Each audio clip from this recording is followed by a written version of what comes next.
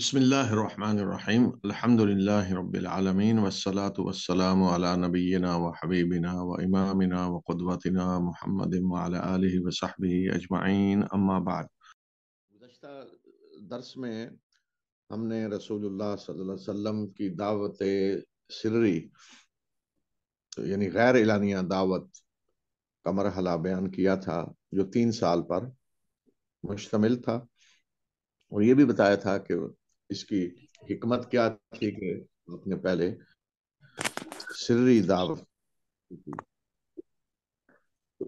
دعوت کے بعد یعنی 3 سالہ اس مرحلے کے بعد پھر اللہ تعالیٰ نے آپ کو حکم دیا اعلانیہ دعوت کا۔ سورہ شعراء میں اللہ تعالیٰ نے فرمایا وَأَنذِرْ عَشِيرَتَكَ الْأَقْرَبِينَ، ایک تو یہ حکم کہ آپ نے قریبی رشتہ داروں کو خبردار کریں، اور دوسرا حکم دیا گیا کہ فَاسْتَعْ بِالْعُمَرِ، کہ آپ کو جو حکم دیا جا رہا ہے اس کا اعلانیہ لوگوں تک پہنچائیں، جیسے ہوتا ہے نا ڈنکے کی چوٹ پہ آپ اعلان کریں، بتائیں۔ گویا کہ اب نیا مرحلہ شروع ہے اعلانیہ دعوت کا۔ تو اس طرح رسول اللہ صلی اللہ علیہ وسلم کی دعوت کو بعض سیرت نگاروں نے، علماء نے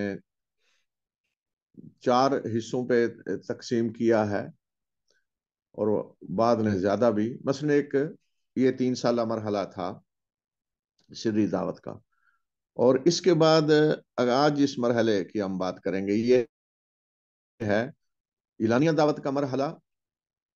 لیکن جو بھی اس میں تشدد ہو، مسلمانوں کو ستایا جائے، مارا جائے، اس کا جواب نہیں دیا جائے گا، کوئی جوابی کاروائی نہیں کی جائے گی، اپنے دفاع میں بھی کچھ نہیں کیا جائے گا۔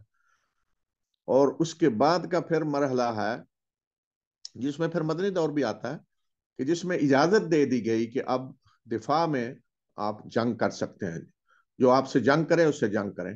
اور پھر اگلا مرحلہ آخری یہ آتا ہے کہ اب جو لوگ اللہ کا پیغام بندوں تک پہنچنے میں رکاوٹ بن رہے ہیں ان سے جنگ کریں۔ تو مکی دور کے یہ 2 ہی مرحلے ہیں، ایک ہے خفیہ دعوت، سری دعوت، اور دوسری ہے اعلانیہ دعوت۔ تو یہ آیات جب نازل ہوئیں تو رسول اللہ صلی اللہ علیہ وسلم نے سب سے پہلے تو اپنے خاندان والوں کو بلایا، جس طرح کہ اللہ تعالیٰ کا حکم تھا وَأَنذِرْ عَشِيرَتَكَ الْأَقْرَبِينَ۔ عشیرہ کہتے ہیں اپنے قبیلے کو، قریبی قبیلہ۔ وہ کون تھے؟ بنو ہاشم۔ اور اس کے بعد آگے جائیں بڑا قبیلہ تو پورا قریش آپ کا ایک قبیلہ تھا۔ تو گویا کہ یہ حکم قریبی قبیلے کے لیے بھی تھا، اور اس کے بعد کے قریبی پورے قریش تھے۔ تو آپ نے بنو ہاشم کو اپنے گھر دعوت پہ بلایا، کھانے پہ بلایا، جس میں سارے بنو ہاشم آئے، آپ کے دادا عبد المطلب کی اولاد بھی، اور ساتھ مطلب جو ہاشم کے دوسرے بیٹے تھے ان کی، جن کی نسبت سے آپ کے دادا کو عبد المطلب کہا جاتا ہے، یعنی آپ کے والد محترم کے چچا۔ تو ان سب کو بلایا، جس میں ابو لہب بھی تھا آپ کا چچا، پورے بنو ہاشم تھے۔ تو آپ ابھی اپنی بات شروع ہی کرنے والے تھے کہ فوراً ابو لہب بول پڑا، اور اس نے کہا کہ آپ اپنے خاندان کے لیے تباہی لانا چاہتے ہیں، آپ ہمیں پورے عربوں سے لڑوانا چاہتے ہیں، قریش سے لڑوانا چاہتے ہیں۔ اس طرح اس نے بات شروع کر دی، فوراً بول پڑا کہ اس نے ماحول کو اس طرح بنا دیا کہ رسول اللہ صلی اللہ علیہ وسلم نے اس وقت پھر مناسب نہیں سمجھا کہ آپ اس ماحول میں کوئی بات کریں، کیونکہ وہ گویا کہ لڑنے پہ اتر آیا تھا، اور آپ اگر بات کرتے تو پھر وہ درمیان میں ٹوکتا اور جٹلاتا آپ کو، اور پھر چچا تھا تو اس کا عجیب سا اثر پڑنا تھا۔ تو لہذا آپ نے پھر اس مرحلے پہ، اس موقع پہ کوئی گفتگو نہیں کی، لوگ منتشر ہو گئے، چلے گئے۔ پھر دوبارہ آپ نے دعوت کی، دوبارہ بلایا، اور پھر آپ نے بات شروع کی۔ اس دفعہ ابو لہب نہیں بولا، تو آپ نے بات شروع کی، اللہ تعالیٰ کی حمد و ثنا کی، الحمدللہ احمدہ و اؤمن بہ و توکل علیہ و اشہد ان لا الہ الا اللہ وحدہ لا شریک لہ. یہ خطبہ آپ نے پڑھا جس میں اعلان کیا کہ میں گواہی دیتا ہوں کہ اللہ کے سوا کوئی معبود حقیقی نہیں، وحدہ لا شریک لہ، کوئی اس کا شریک نہیں، وہ اکیلا ہے. اور پھر اس کے بعد آپ نے اپنے قبیلے، اپنے خاندان کو مخاطب کر کے فرمایا الرائد لا یکذب اہلہ، کہ رائد اپنے ہی خاندان والوں سے، اپنے گھر والوں سے جھوٹ نہیں بولتا. رائد اصل میں کہتے ہیں، عربوں کے ہاں یہ اصطلاح تھی اس شخص کو کہ جس کو قبیلے کے لوگ جب وہ کسی جگہ جا رہے ہوں چارے اور پانی کی تلاش میں، تو ایک شخص کو آگے بھیجتے تھے کہ وہ جا کے دیکھے کہ کہاں چارہ ہے، کہاں پانی ہے، تاکہ ادھر جائیں. تو پھر قبیلہ اسی کے کہنے پہ کوچ کر کے جاتا تھا کہ اس نے آ کر بتایا کہ فلاں جگہ چارہ ہے، فلاں جگہ پانی ہے، تو جاتے تھے. تو اب اگر اس نے جھوٹ بولا ہو، آ کر اپنے قبیلے کو کہا فلاں جگہ چشمہ ہے، اور وہ جا کے دیکھے نہیں ہے، تو کیا اثر ہوگا اس کا؟ تو ظاہر ہے وہ اپنے گھر والوں سے تو جھوٹ نہیں بولے گا. یا کسی جگہ کہہ رہا ہے وہاں چراگاہ ہے، ہمارے جانور چر سکتے ہیں، وہاں جا کے پتہ چلے وہاں تو کچھ بھی نہیں ہے، تو فوراً اس کا جھوٹ کھل جائے گا، واضح ہو جائے گا. تو اس لیے ممکن نہیں ہے کہ وہ جھوٹ بولے. تو اس طرح جو اصطلاح موجود تھی اسی کو آپ نے استعمال کرتے ہوئے فرمایا کہ راہ اپنے ہی گھر والوں سے جھوٹ نہیں بولتا. اور اس کے بعد آپ نے پھر کہا کہ تمہیں اسی طرح موت آنی ہے جس طرح تم سوتے ہو، اور اسی طرح تم نے اٹھنا ہے جس طرح تم سو کر اٹھتے ہو، اور پھر آخرت میں اپنے اعمال کا پورا تم نے حساب دینا ہے. نیکی کا بدلہ جنت اور برائی کا بدلہ جہنم. دونوں، جنت بھی ہمیشہ کے لیے ہے، جہنم بھی ہمیشہ کے لیے ہے. اور اس کے بعد آپ نے بتایا کہ میں تمہاری طرف خاص طور پہ رسول بنا کر بھیجا گیا ہوں، اور عام لوگوں کی طرف عمومی طور پہ، یعنی سب سے پہلے تم تم میرے مخاطب ہو، خصوصاً تمہارے لیے ہے میری دعوت. اور اس کے بعد پھر دوسرے لوگوں کے لیے، دوسرے لوگوں کی باری بعد میں ہے، پہلے میں نے تمہیں دعوت دینی ہے. اور آپ نے فرمایا کہ میں جو پیغام لے کر آیا ہوں تمہارے لیے، اس طرح کا پیغام، اس سے اچھا پیغام کوئی قریش کا نوجوان لے کر نہیں آیا. اور تم میں سے کون ہے جو میری بیعت کرے اور میرا مددگار بنے، میرا بھائی بنے؟ تو اس طرح مختصر آپ نے خطبہ دیا، اپنے اللہ کی وحدانیت بیان کی، آخرت کا عقیدہ بیان کیا، اور اپنی رسالت کا اعلان کیا، اور اپنے خاندان کو دعوت دی کہ وہ آپ کے مددگار بنے. تو قبیلے کے جو اس وقت سردار تھے وہ تو تھے آپ کے چچا ابو طالب. تو انہوں نے فوراً آپ کی تائید کی. انہوں نے کہا کہ اس سے اچھی کوئی بات نہیں ہے جو آپ نے کی ہے، آپ کی باتیں کتنی ہی زیادہ ہمیں پسند ہیں، اور آپ کی نصرت، آپ کی مدد کتنی ہمیں پسند ہے. یعنی ہم آپ کی مدد کو بھی پسند کرتے ہیں، آپ کی باتوں کو بھی پسند کرتے ہیں، اور میں آپ کا مددگار ہوں گا، آپ کو اپنی حفاظت میں رکھوں گا، کوئی آپ کا کچھ نہیں بگاڑ سکتا. لیکن میں عبد المطلب کے دین کو نہیں چھوڑ رہا، یعنی اپنے باپ کے دین پہ ہی میں ہوں. اس نے، آپ کے چچا نے، محترم ابو طالب نے، تو انہوں نے یہ نہیں کہا کہ میں آپ کے دین کو قبول کر رہا ہوں. انہوں نے کہا کہ میں عبد المطلب کے دین پہ ہوں، لیکن آپ کے باتوں کو اچھا سمجھتا ہوں، اور مدد کروں گا، تعاون کروں گا، حفاظت کروں گا. یہ اعلان آپ کے چچا ابو طالب نے کر دیا، اور ابو طالب ہی قبیلے کے سردار تھے، تو گویا کہ انہوں نے سب کی طرف سے یہ بات کر دی. تو اس دفعہ پھر ابو لہب کو اس طرح رکاوٹ ڈالنے کا موقع نہ ملا، لیکن اس نے مخالفت کر دی. آخر میں اس نے کہا کہ آپ اپنے خاندان کے لیے تباہی لے کر آئے ہیں، یعنی آپ لڑائیں گے ہمیں قریش سے اور باقی عربوں سے، اور ہم اس کی طاقت نہیں رکھتے قریش سے، سارے قریش سے لڑیں اور سارے عربوں سے لڑیں. یہاں غور کریں ایک بات پہ کہ پہلے خطبہ، پہلے دعوت جو تھی اس میں بھی ابو لہب فوراً جب بولا اور اس نے مداخلت کی اور بات آپ کو نہیں کرنے دی، تو یہی کہا کہ آپ ہمیں لڑانا چاہتے ہیں قریش سے اور باقی عربوں سے۔ کیوں؟ اس لیے کہ جو خفیہ دعوت آپ دے رہے تھے تو اس میں سب کے کانوں میں کوئی بات تو پہنچ رہی تھی، آپ کے خاندان والوں کو بھی پتا چل رہا تھا کہ آپ کی دعوت کیا ہے۔ بے شک وہ اعلانیہ نہیں تھی، لیکن ان کو بھی پتا چل رہا تھا کہ آپ کس چیز کی دعوت دے رہے ہیں، جس کی بنیاد پہ وہ سمجھ رہے تھے کہ یہ دعوت اگر اعلانیہ دی گئی تو سارے قریش بدک جائیں گے اور لڑنے پہ اتر آئیں گے، اور کبھی برداشت نہیں کریں گے وہ کہ یہ دعوت انہیں دی جائے۔ اور دعوت کیا تھی جو قریش برداشت نہیں کریں گے؟ لا الہ الا اللہ، صرف یہی بات تھی۔ آپ قریش کو بھی بعد میں بھی جب اعلانیہ دعوت شروع ہوئی تو یہی بات فرماتے تھے کہ بس ایک کلمہ ہے، یعنی چند الفاظ ہیں جو میں کہہ رہا ہوں، اگر ان کو قبول کر لو گے تو پوری دنیا پہ تمہاری حکمرانی ہوگی، سردار بن جاؤ گے۔ تو لیکن وہ اس کلمے کے نتائج کو سمجھتے تھے، وہ سمجھتے تھے کہ اس کلمے کی چوٹ کہاں لگ رہی ہے، اور یہ کلمہ پڑھنے کے نتیجے میں کیا کچھ ہمیں چھوڑنا پڑے گا، کیا کچھ چھوڑنا پڑے گا اور کیا اختیار کرنا پڑے گا۔ مثلا ہر بت جو رکھا ہوا تھا کعبہ میں یا مختلف جگہوں پہ جزیرت العرب میں، تو وہ سارے کیا تھے؟ ہر ایک ان میں سے الہ تھا، آلہہ جمع ہے۔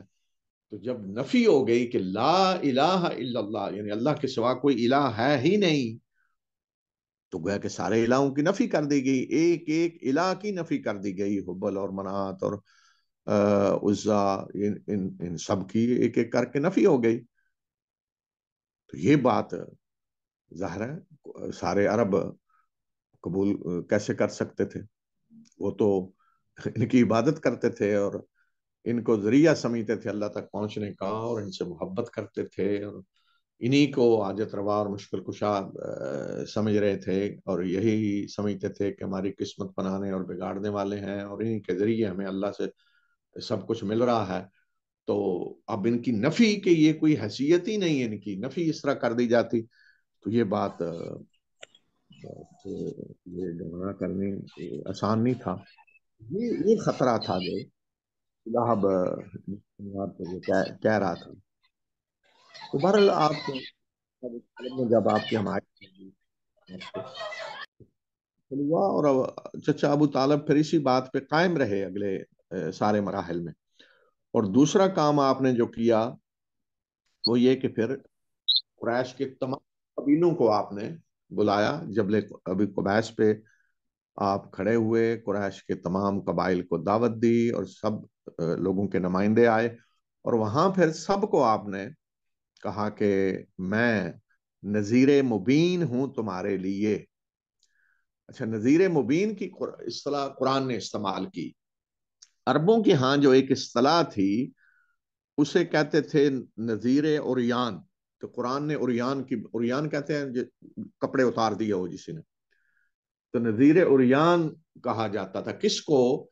کہ جب کوئی قبیلہ دوسرے قبیلے پہ حملہ کر رہا ہو اور جس کو اطلاع ملتی کہ حملہ آور آ رہے ہیں، تو وہ اپنے کپڑے پھاڑ کر قوم کو آ کر پکارتا کہ حملہ ہو گیا، حملہ ہو گیا، تو اس کو نذیر عریاں کہتے تھے۔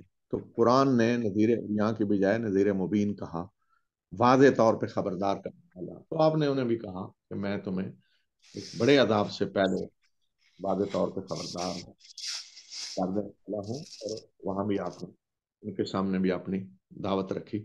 تو وہاں بھی ابو لہب نے ہی آپ کی سب سے پہلے مخالفت کی، سب سے زیادہ مخالفت کی۔ وہاں بھی اس نے کہا کہ تبن لک الہذا جماعتنا، کہ آپ کے تباہی ہو، نعوذ باللہ، اس کام کے لیے ہمیں جمع کیا ہے، اس مقصد کے لیے بلایا تھا۔ تو وہاں بھی ابو لہب بھی آگے بڑھا۔ تو ظاہر ہے کہ اپنے گھر کے اندر سے مخالفت اور چچا کی مخالفت یہ بڑی گراں تھی آپ کے لیے، گراں گزری آپ پہ، اور اس کا اثر بھی ہوتا تھا۔ ارد گرد کے لوگ جب بعد میں مکہ آتے اور آپ دعوت دے رہے ہوتے اور یہ شخص ابو لہب پیچھے پیچھے آپ پہ الزامات لگا رہا ہوتا اور جٹلا رہا ہوتا، لوگ پوچھتے یہ کون ہے، تو وہ انہیں بتایا جاتا کہ یہ ان کا چچا ہے، تو اس کا اثر پڑتا تھا کہ ان کا اپنا چچا ان کا مخالف ہے۔ تو اس لیے پھر قرآن میں نام لے کر جس شخص کو اللہ تعالیٰ نے وہ واضح طور پہ جس کے بارے میں کہہ دیا کہ یہ برباد ہو گیا اور جہنم میں جائے گا، سیصلیٰ نارا ذات لہب، وہ ابو جہل نہیں ہے۔ حالانکہ ابو جہل نے بھی مخالفت کی بڑی، رسول اللہ صلی اللہ علیہ وسلم نے اسے امت کا فرعون قرار دیا، ولید بن مغیرہ، دوسرے سارے لوگ تھے، لیکن جس شخص کو کا نام لے کر قرآن نے بتا دیا کہ یہ جہنم میں جائے گا اور اس کی زندگی میں بتا دیا، تو وہ آپ کا سب سے قریبی رشتہ دار، سب سے قریبی رشتہ دار آپ کا چچا تھا۔ تبت یدا ابی لہب تب ما اغنی عنہ مالہ وما کسب سیصلی نارا ذات لہب وامرأته حمالۃ الحطب فی جیدها حبل من مسد، اور ساتھ اس کی بیوی ام جمیل اس کی بیوی تھی، اور وہ ابو سفیان کی بہن تھی۔ اور یہ زیادہ تر مخالفت اور اس طرح کی حرکتیں ابو لہب جو کرتا تھا وہ اپنی بیوی کے کہنے پہ کرتا تھا، وہ رسول اللہ صلی اللہ علیہ وسلم کی سخت مخالف تھی۔ تو بہرحال اب اعلان جب آپ نے کر دیا پورے قریش کے سامنے بھی اور اپنے خاندان بنو ہاشم کے سامنے بھی، تو اب تو پھر مکہ کے ہر گھر میں یہ بات چھڑ گئی اور آپ کی دعوت کا اعلان ہو گیا، اور لوگ ہر جگہ بات کرنے لگے کہ یہ تو ہمارے الہوں کی نفی کر رہے ہیں، یہ تو لا الہ کہہ رہے ہیں، لا الہ الا اللہ کہہ رہے ہیں، یعنی کوئی الہ نہیں ہے، صرف اللہ الہ ہے۔ تو اللہ کو الہ تو وہ مان رہے تھے، یہ مسئلہ نہیں تھا کہ وہ اللہ کو الہ نہیں مان رہے تھے اور آپ منوا رہے تھے کہ اللہ کو الہ مانو، یہ مسئلہ نہیں تھا۔ اللہ کے گھر کی وہ اللہ کے گھر کا حج کر رہے تھے، عمرہ کر رہے تھے، اللہ کے قانون کی پابندی کر رہے تھے، حرام مہینوں میں جنگ نہیں کرتے تھے، حدود حرم کے اندر اگر کسی کے باپ بیٹے کا قاتل سامنے آ جائے تو اس پہ ہاتھ نہیں اٹھاتے تھے، عبداللہ نام تھے۔ تو اللہ تعالیٰ کو الہ تو وہ مان رہے تھے، تو مسئلہ کا کیا تھا کہ باقی الہ جو ہیں وہ جو بنائے ہوئے ہیں ان کی نفی، کوئی الہ نہیں اللہ کے سوا، جبکہ وہ جو مان رہے تھے کہ اللہ بھی الہ ہے اور یہ دوسرے بھی الہ ہیں، دوسرے بھی خدا ہیں، اور اللہ کو بھی مان رہے تھے۔ تو اس طرح جب لا الہ الا اللہ آپ نے کہہ کر ان کے سارے الہوں کی نفی کر دی، تو ہر گھر میں یہ بحث چھڑ گئی کہ دیکھیں جی یہ تو سارے الہوں کی نفی کر رہے ہیں۔ اب پھر اس کے بعد آگے بات بڑھتی گئی، اچھا جی اس میں اور کون شریک ہے، اور کون ان پہ ایمان لائے ہوئے ہیں؟ پہلے تو خفیہ دعوت تھی نا، کسی کو پتہ نہیں تھا کون کون ایمان لا چکے ہیں، اور کون کون ہیں؟ جی فلاں ہیں، یہ بلال بھی ہیں، یہ خباب بھی ہیں، یہ عمار بھی ہیں، ہاں عمار کی والدہ بھی ہیں، اس کے والد بھی ہیں۔ تو اس طرح پھر غصہ ان کا دن بدن بڑھتا گیا بڑھتا گیا، اور تیزی سے اسلام اور مسلمانوں کے خلاف تشدد کا راستہ انہوں نے اختیار کیا، جلدی تشدد کی طرف آ گئے۔ اور تشدد کا نشانہ کون بنے؟ سب سے پہلے جو کمزور تھے،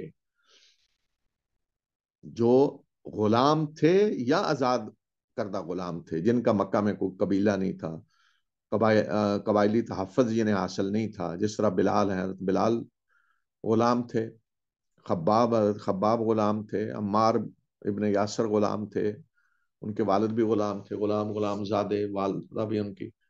تو اس طرح کے اور بھی جو کمزور لوگ تھے ان پہ تشدد شروع ہو گیا، اور باقی جو لوگ تھے ان پر تشدد ان کے اپنے قبیلے والے کر رہے تھے، کوئی باہر کا شخص نہیں کر سکتا تھا، اپنے قبیلے والے، کسی کا چچا کسی کو مار رہا ہے، کسی کا باپ، کسی کا خاندان والے پکڑ کر مار رہے ہیں۔ تو یہ کام شروع ہو گیا تیزی سے۔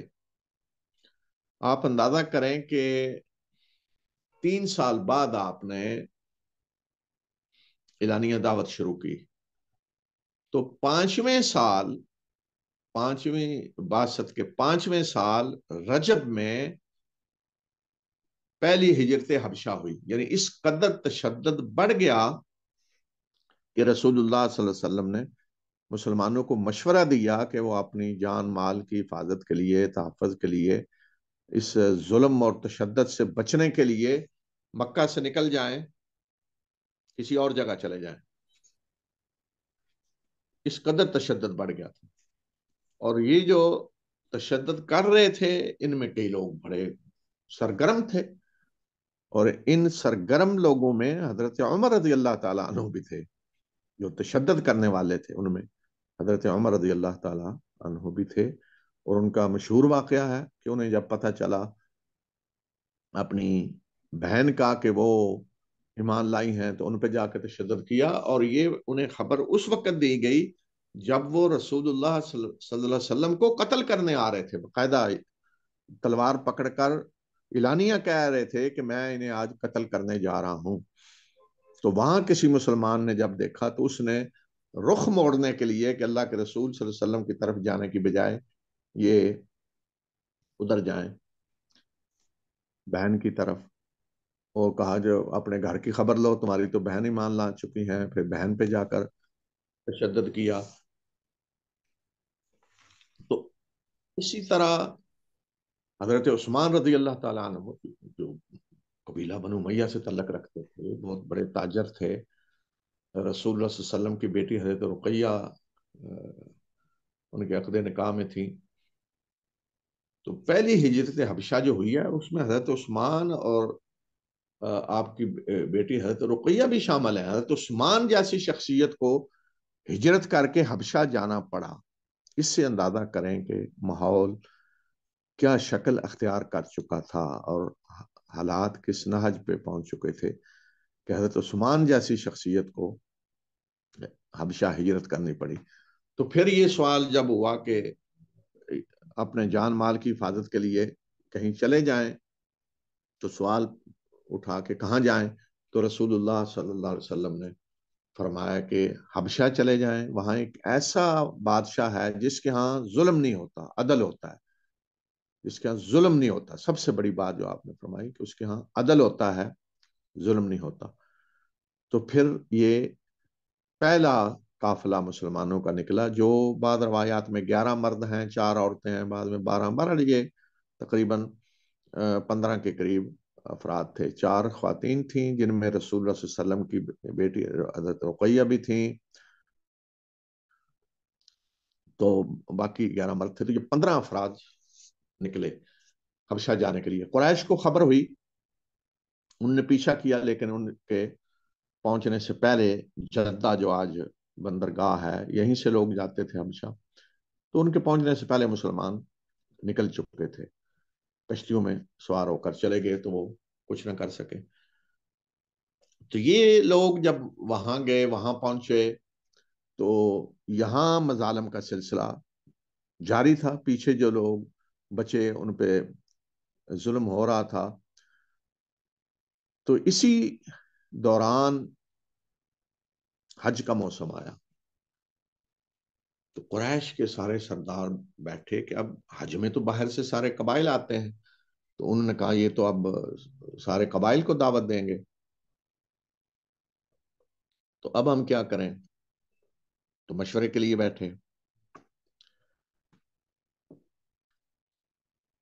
تو اس سے پہلے جو الزامات آپ پہ لگا رہے تھے اپنے ہی عوام کو آپ سے متنفر کرنے کے لیے، یا اپنے خیال میں عوام کو آپ سے بچانے کے لیے، ان میں یہ کہا جا رہا تھا جی شاعر ہیں، کلام ان کا جو ہے شاعرانہ کلام ہے جس طرح دوسرے شاعر ہیں، اور کبھی کہتے کاہن ہیں۔ کاہن جو ہمارے ہاں جنہیں عامل کہتے ہیں، جو غیب کی خبریں دینے والے اور اس طرح کی باتیں کرنے والے، جن کا دعویٰ ہوتا ہے کہ ہمارا جنوں سے رابطہ ہے، تو کوئی کہتا کاہن ہے، کوئی کہتا کہ جادوگر ہیں، کوئی کہتا کہ ان کو کوئی سایہ ہے، باہر کی کثر جسے ہمارے یہاں کہتے ہیں عموماً، یعنی کہ کوئی جادو کا اثر ہو گیا ہے ان پہ اور اس وجہ سے ایسی باتیں کر رہے ہیں۔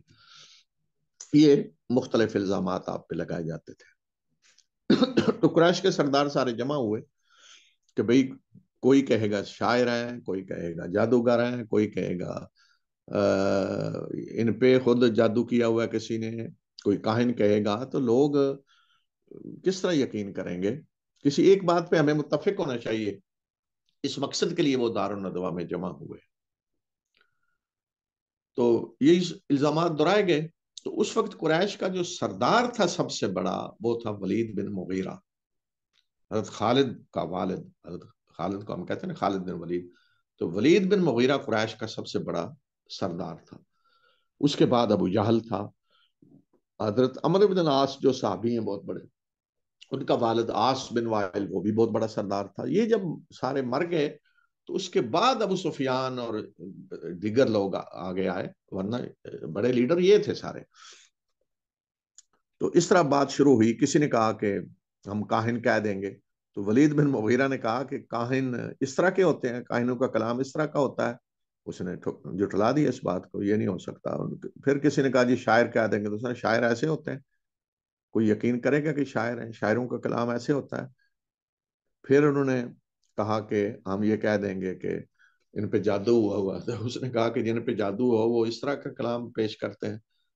پھر انہوں نے کسی نے کہا کہ ہم ساحر کہہ دیں گے، اس نے کہا ساحر ایسے ہوتے ہیں۔ ساری چیزیں اس نے رد کر دی، یہ نہیں ہو سکتا، یہ نہیں ہو سکتا، یہ نہیں ہو سکتا۔ تو پھر اس کو کہا گیا کہ آپ ہی بتائیں کیا پھر کہنا چاہیے۔ تو اس نے سوچنا شروع کیا، جیسے آدمی بڑی گہری غور و فکر کر رہا ہے، سوچ رہا ہے، اور سوچ کر اس نے کہا کہ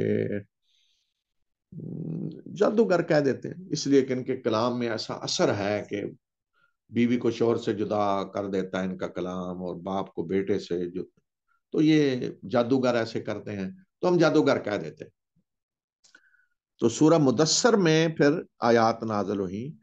یہاں بھی دیکھیں یہ آیات تمام مفسرین یہ کہتے ہیں کہ ولید بن مغیرہ کے بارے میں، لیکن ولید بن مغیرہ کا نام نہیں لیا گیا، نام صرف ابو لہب کا لیا گیا ہے۔ سورہ مدثر کی یہ آیات نازل ہوئی۔ اللہ تعالیٰ نے فرمایا ذرنی ومن خلقت وحیدا وجعلت له مالا ممدودا وبنین شہودا ومہدت له تمہیدا ثم یطمع ان ازید کلا انہ کان لآیاتنا عنیدا سأرہقہ صعودا، کہ چھوڑ دیں مجھے اور جسے میں نے اکیلے پیدا کیا۔ اکیلے کا معنی یہ کہ میں نے اکیلے، کوئی اور شریک نہیں، اور یہ بھی کہ دنیا میں یہ اکیلا آیا، دونوں معنی ہو سکتے ہیں۔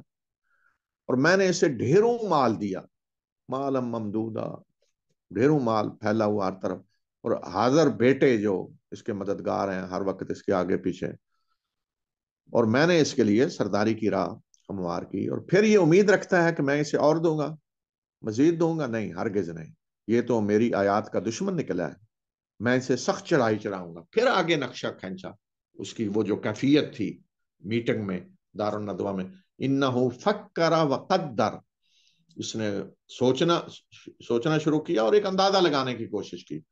فقتل کیف قدر، مارا جائے یہ کس طرح کا اندازہ اس نے لگایا۔ ثم قتل کیف قدر، پھر یہ مارا جائے اس نے کیسا اندازہ لگانے کی کوشش کی۔ ثم نظر ثم عبس وبصر، پھر اس نے دیکھا اور تیوری چڑھائی اور منہ بنایا۔ فقال ان هذا الا سحر یؤثر، کہا کہ یہ جادو ہے جو پہلے سے چلا آ رہا ہے، ان هذا الا قول البشر، یہ تو انسانی کلام ہے۔ تو یہ ولید بن مغیرہ نے وہاں پھر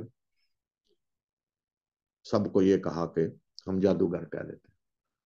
تو وہ پھر جب حج آیا، باہر سے لوگ آئے، تو رسول اللہ صلی اللہ علیہ وسلم کو اب حکم ہو چکا تھا اعلانیہ دعوت دیں، تو یہ تو موقع تھا بہترین، تو آپ دعوت دے رہے تھے۔ اور قریش کے لوگ پیچھے پیچھے یہ کہتے پھرتے کہ یہ تو جادوگر ہیں، اور اس میں آپ کا چچا ابو لہب بھی پیش ہوتا تھا۔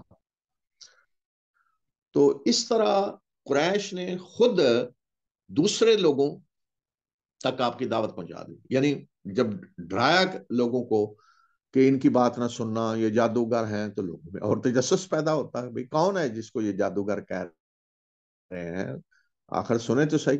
کئی واقعات ایسے بھی ہیں کہ بڑے بڑے سمجھدار لوگ، عقل مند لوگ جب مکہ آتے اور انہیں کہا جاتا کہ فلاں کی بات نہ سننا، ان کے اثر ہو جائے گا جادو کی طرح، تو ان میں تجسس پیدا ہوتا۔ وہ کہتے کہ ہم کوئی اتنے بچے ہیں کہ کلام سن کے ہم پہ اثر ہو جائے گا، ہم خود صحیح اور غلط کو پہچان سکتے ہیں۔ تو انہوں نے کلام آپ کا جا کر سنا، آپ نے قرآن سنایا تو وہ ایمان لے آئے۔ تو اس طرح جب قریش نے اس طریقے سے مزاحمت کی اور تمام آنے والے لوگوں کو آپ کے بارے میں بتایا، تو اس کا نتیجہ قریش کے نے جو سوچا تھا اس کے الٹ نکلا۔ تو گویا کہ تمام قبائل میں یہ خبر پہنچ گئی کہ مکہ میں فلاں شخص نے، آپ کے حسب نسب کو لوگ جانتے تھے، عبد المطلب کا بیٹا آپ کو کہتے تھے، آپ کے دادا کی طرف نسبت کر کے، اس لیے کہ آپ کے دادا سردار تھے قریش کے، بڑے معروف تھے، کہ عبد المطلب کے بیٹے نے اعلان کیا ہے کہ وہ اللہ کے رسول ہیں۔ تو تمام قبائل میں یہ بات پہنچ گئی اور لوگ غور و فکر کرنے لگے، سننے لگے، تجسس پیدا ہو گیا۔ تو یہ نتیجہ نکلا فوراً اعلانیہ دعوت کا۔ لیکن دوسری طرف تشدد بھی شروع ہو گیا۔ تو اسی دوران سورہ نجم نازل ہوئی۔ تو سورہ نجم کے آخر میں اللہ تعالیٰ نے سجدے کا حکم دیا ہے۔ تو رسول اللہ صلی اللہ علیہ وسلم نے یہ سورت سنائی قریش کے ایک مجمع میں، کیونکہ اب اعلانیہ دعوت کا حکم تھا، اب قرآن نازل ہوتا تو سب کو سناتے۔ تو سورہ نجم اتنی مؤثر ہے، اتنی تاثیر ہے اس کی، کہ سن کر آخر میں جب سجدے کا حکم آیا تو رسول اللہ صلی اللہ علیہ وسلم نے سجدہ کیا تو سب لوگ سجدے میں گر پڑے۔ تو اس سے ایک غلط خبر اڑی کہ قریش نے جی اسلام قبول کر لیا۔ کسی نے دیکھا ہوگا کہ سب لوگ رسول اللہ صلی اللہ علیہ وسلم کے ساتھ سجدہ کر رہے ہیں، تو اس طرح کی خبر مشہور ہوگی کہ قریش نے اسلام قبول کر لیا۔ تو یہ خبر حبشہ پہنچ گئی۔ تو حبشہ ہجرت کر کے جو گئے تھے ان میں سے کچھ لوگ واپس آ گئے، لیکن یہاں آ کے جب دیکھا تو پتہ چلا جی تشدد تو اور زیادہ بڑھ چکا ہے، پہلے سے بھی زیادہ۔ تو پھر دوسری ہجرت حبشہ ہوئی، جس میں 80 سے زیادہ مرد تھے اور 16 کے قریب، 15-16 کے قریب عورتیں تھیں۔ اور ہجرت کرنے والوں میں جس طرح میں نے کہا حضرت عثمان اور آپ کی بیٹی حضرت رقیہ تھی، اسی طرح ابو سفیان کی بیٹی ام حبیبہ جو بعد میں ام المومنین بنی، وہ بھی تھی۔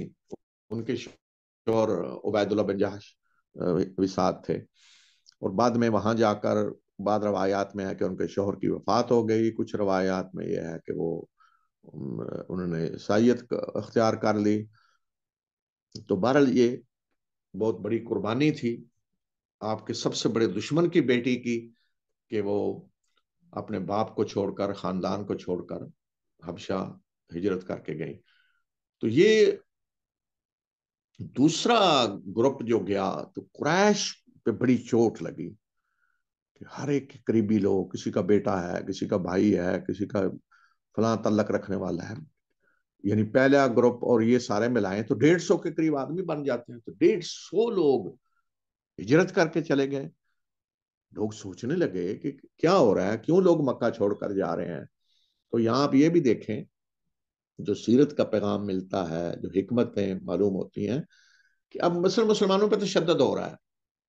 تو 150 لوگ جو ہجرت کر کے گئے ہیں حبشہ، تو اس کے علاوہ یہاں بھی ابھی بہت تھے، سب نے تو ہجرت نہیں کی تھی۔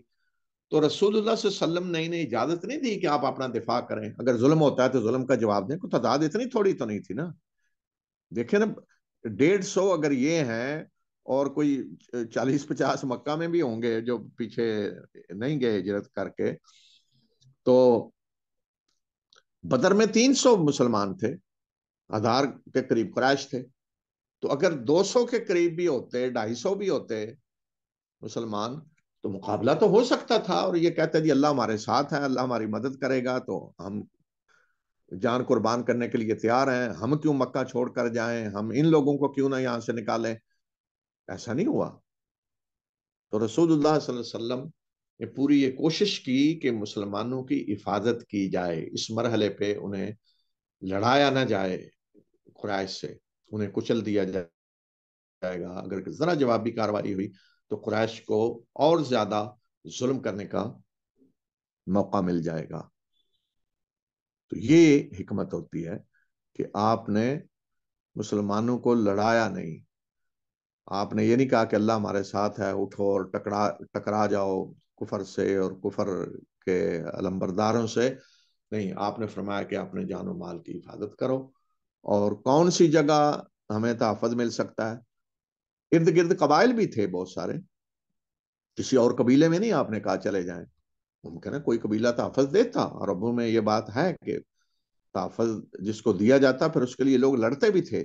لیکن اگر کسی اور قبیلے میں مسلمان چلے جاتے تو قریش اس کے خلاف کارروائی کرتے، لڑتے. جس طرح کے پھر ہجرت مدینہ کے بعد اوس اور خزرج کو دھمکیاں دینی شروع کر دی قریش نے، تو اسی طرح کوئی اور قبیلہ بھی پناہ دیتا تو اس کے خلاف بھی قریش کارروائی کرتے. تو اس لیے رسول اللہ صلی اللہ علیہ وسلم نے کسی اور قبیلے کا نام نہیں لیا، بلکہ آپ نے ایک ایسی جگہ کا انتخاب کیا جہاں قریش کے لیے پہنچنا کوئی اتنا آسان نہیں تھا، اور ایک ایسی مملکت، ایک ایسی سرزمین کہ جہاں آپ نے فرمایا کہ کسی پہ ظلم نہیں کیا جاتا. تو اب قریش بہت پریشان ہوئے، انہوں نے کہا کہ اتنی بڑی تعداد وہاں چلی گئی ہے، ہمارے لیے یہ پریشان کن ہے. اور مکہ میں لوگ سوچنے لگے ایسا کیوں ہوا ہے اور ظلم کیوں ایسا ہو رہا ہے، یہ سوال اٹھنے لگے. پھر انہیں اندیشہ ہوا کہ کہیں ایسا نہ ہو کہ وہاں جا کر یہ لوگ اپنے دین کو پھیلائیں اور وہاں سے نجاشی کے مل کر ہم پہ کہیں حملہ نہ کر دیں. تو اس لیے پھر انہوں نے پلان یہ بنایا کہ مسلمانوں کو واپس لایا جائے. اور قریش کے تعلقات تھے نجاشی سے، تو دو آدمیوں کا انتخاب کیا گیا، سفارتکار آپ نے بھیجے گئے. ایک عمر بن العاص جن کے تعلقات تھے نجاشی سے، اور دوسرا ایک عبداللہ بن ابی ربیعہ. یہ دو آدمی بھیجے گئے. یہ بڑے ہدیے لے کر گئے نجاشی کے لیے، اس کے حواریوں کے لیے، مذہبی لوگوں کے لیے، دیگر اس کے جو وزرات ہیں ان کے لیے، تاکہ ان کو بھی خوش کیا جائے کہ وہ ہماری تائید کریں. تو جا کر انہوں نے نجاشی سے ملاقات کی اور اس کو کہا کہ ہمارے کچھ بیوقوف لوگ اس طرح تمہارے پاس آ گئے ہیں اور انہوں نے ہمارے دین کو چھوڑ دیا ہے اور تمہارے دین کو بھی اختیار نہیں کیا، ایک اپنا عجیب سا کوئی دین بنا لیا ہے. تو ہم چاہتے ہیں کہ آپ انہیں واپس لوٹا دیں، ہمارے ساتھ بھیج دیں. تو نجاشی نے کہا کہ یہ کیسے ممکن ہے کہ میں ان کا موقف سنے بغیر فیصلہ کر دوں اور کہہ دوں کہ انہیں تمہارے ساتھ بھیج دیا جائے. حالانکہ قریش نے رشوتیں دی ہوئی تھیں اس کے وزراء کو اور مذہبی لوگوں کو، تو انہوں نے تائید کی، انہوں نے کہا ہاں واقعی یہ صحیح کہہ رہے ہیں. لیکن نجاشی واقعتاً عدل کرنے والا حکمران تھا، اس نے کہا یہ نہیں ہو سکتا. تو اس نے دوسرے دن مسلمانوں کو بلایا. تو حضرت جعفر بن ابی طالب رضی اللہ تعالی عنہ، حضرت علی کے بھائی، آپ کے چچا ابو طالب کے بیٹے، وہ ہجرت کرنے والوں میں تھے. تو پھر انہوں نے نمائندگی کی مسلمانوں کی وہاں، اس لیے کہ رسول اللہ علیہ وسلم کے قریبی رشتہ دار تھے اور بہترین خطیب تھے، بولنے والے. تو انہوں نے نجاشی کو بتایا کہ ہم کیوں آئے ہیں، کیوں ہم نے ان کے دین کو چھوڑا ہے. تو انہوں نے کہا کہ ہم بتوں کی پوجا کرتے تھے، ظلم کرتے تھے، بدکاریاں کرتے تھے، مردار کھاتے تھے، اپنی جاہلیت کی جو جو خرابیاں تھیں، برائیاں تھیں، وہ سب اس کے سامنے رکھی. اور اس نے پھر کہا کہ ہم میں سے اللہ نے ایک رسول بھیجے ہیں جنہوں نے ہمیں اللہ کی بندگی کی دعوت دی ہے، ظلم سے روکا ہے، اچھے اخلاق کی دعوت دی ہے، حرام چیزوں سے بچنے کی دعوت دی ہے، اور ہم انہیں پہچانتے ہیں، وہ بہترین حسب و نسب رکھنے والے ہیں. تو ہم ان پہ ایمان لائے ہیں. تو یہ لوگ ہم پہ ظلم کر رہے تھے، تشدد کر رہے تھے، تو ہم اپنی سرزمین چھوڑنے پہ مجبور ہوئے. اور ہمارے رسول صلی اللہ علیہ وسلم نے ہمیں کہا کہ حبشہ چلے جاؤ، وہاں ایک ایسا حکمران ہے کہ جس کے ہاں ظلم نہیں کیا جاتا. تو پوری وضاحت انہوں نے کی کہ ہمارا دین کیا ہے اور کیوں ہم مکہ چھوڑ کر آئے. تو نجاشی نے انہیں کہا کہ جاؤ حبشہ میں رہو، تمہیں پورا تحفظ حاصل ہے، کوئی تمہیں ہاتھ نہیں لگا سکتا جب تک چاہو رہو. اور گویا کہ مسلمانوں کو اب سرکاری طور پہ تحفظ مل گیا. جیسے ہوتا ہے نا کہ سرکاری طور پہ نوٹیفیکیشن جاری ہو گیا، آرڈر جاری ہو گیا کہ مسلمانوں کی حفاظت کی جائے گی، تحفظ کیا جائے گا. اس طرح ان کی چال ناکام ہوئی. لیکن عمرو بن العاص بہت ہی ہوشیار آدمی تھے. بعد میں اسلام لانے کے بعد بھی ان کے یہ ہوشیاریاں مسلمانوں کے کام آئیں. ادھر آؤ. بہت چلاک تھے، بہت ابو آ ہوشیار رہا تھے. ہے. یہ مجھے پکڑاؤ موسیٰ، یہ دو. کر گئے تو یہ کہا کہ کل میں ایک ایسی چال چلوں گا. عبداللہ بن ابی ربیعہ کو کہا اپنے ساتھی کو کہ دیکھنا کہ نتائج کیا نکلتا ہے. تو اس نے کہا کہ کہیں اپنے ہی لوگوں کو مروا نہ دینا، آخر اپنے ہی لوگ ہیں. تو اس نے کہا نہیں. دوسرے دن نجاشی کو جا کر کہا کہ یہ تو حضرت عیسیٰ کے بارے میں بڑا غلط عقیدہ رکھتے ہیں، بڑکانے کے لیے یہ تو تمہارے مذہب کے خلاف ہیں اور تمہارے نبی کی توہین کرتے ہیں، ان کے بارے میں بڑا غلط عقیدہ رکھتے ہیں. تو بلا لیا مسلمانوں کو حبشی نے دوسرے دن. یہ بات جب کہی گئی تو مسلمانوں نے پہلے سوچا کہ ہمارے خلاف کوئی نئی سازش ہوئی ہے، دوبارہ بلایا گیا ہے. لیکن انہوں نے فیصلہ کیا کہ ہم سچ بول لیں گے کچھ بھی ہو. تو نجاشی نے جب یہ سوال کیا تو سورہ مریم نازل ہو چکی تھی. تو حضرت جعفر نے سورہ مریم سنا دی جس میں پوری حقیقت حضرت عیسیٰ کی بیان کی گئی ہے کہ وہ اللہ کے بیٹے نہیں بلکہ اللہ کے رسول ہیں. کس طرح ان کی پیدائش ہوئی، کس طرح انہوں نے بچپن میں گفتگو کی، سارا کچھ اس میں بتایا گیا. اب نجاشی نے جب یہ سنی تو اس نے کہا کہ تاریخ میں تو یہ اس کا بھی ذکر ہے کہ اس نے ایک نیچے سے تنکا اٹھایا اور اس نے کہا کہ جو کچھ آپ کا کتاب کہہ رہی ہے، آپ کے رسول نے کہا ہے، اس میں اور حضرت عیسیٰ کی حقیقت میں اتنا بھی فرق نہیں ہے. یہی حضرت عیسیٰ کی حقیقت ہے، وہ اللہ کے بیٹے نہیں ہیں. تو اس وقت عیسائیوں میں ایسے لوگ تھے جو حضرت عیسیٰ کو اللہ کا بیٹا نہیں مانتے تھے، اللہ کا رسول مانتے تھے. تو اس طرح یہ چال بھی ناکام ہو گئی. تو یہ مسلمان جو حبشہ گئے تھے، کچھ آگے واپس، مثلا جس طرح حضرت عثمان ہے وہ آگے، یا کچھ اور بھی آگے، لیکن بہت بڑی تعداد ایسی بھی تھی کہ جو حبشہ ہی رہے. ہجرت مدینہ ہو گئی اور وہ فتح خیبر کے موقع پہ واپس آئے.